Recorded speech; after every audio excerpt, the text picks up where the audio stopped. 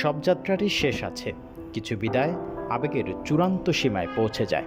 এমনই এক বিদায়ের গল্প, যিনি এক যুগেরও বেশি সময় ধরে বাংলাদেশ ক্রিকেটের জন্য ছিলেন নির্ভরতার প্রতীক। তিনি আর কেউ না, তিনি সাইলেন্ট কিলার মাহমুদুল্লাহ রিয়াদ, যিনি নিঃশব্দে নীরবে বিদায় জানালেন আন্তর্জাতিক ক্রিকেটকে। একজন শান্ত, নির্ভরযোগ্য আর আত্মবিশ্বাসী ক্রিকেটার হিসেবে যাত্রা শুরু হয়েছিল 2007 সালে।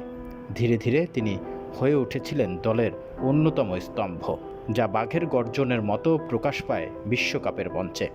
2015 সালে বাংলাদেশ ক্রিকেট ইতিহাসে প্রথম বিশ্বকাপ সেঞ্চুরির নায়ক মাহমুদুল্লাহ রিয়াদ শুধু একবার নয়, টানা 2 ম্যাচে শতক হাঁকিয়ে দলকে পৌঁছে দেন কোয়ার্টার ফাইনালে। শত চাপে থেকেও ধৈর্য ধরে খেলা, এটাই ছিল নীরব ঘাতক মাহমুদুল্লাহর বিশেষত্ব। 2017 চ্যাম্পিয়ন্স ট্রফিতে নিউজিল্যান্ডের বিপক্ষে সাকিবের সঙ্গে সেই অবিশ্বাস্য জুটি গড়ে তিনি দলকে এনে দিয়েছিলেন সেমিফাইনালের টিকিট, যেখানে নিজ ব্যাট থেকেই আসে 102 রান।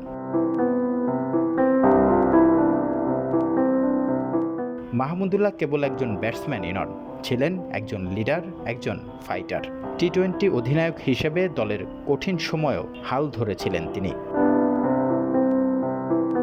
শত চাইলেও ধরে রাখা যায় না কাউকেই, তাই তো বেদনা ভরা কণ্ঠে বলতে হয়, বিদায় মাহমুদুল্লাহ, তুমি শুধু একজন ক্রিকেটার নও, তুমি এক অধ্যায়, এক ইতিহাস।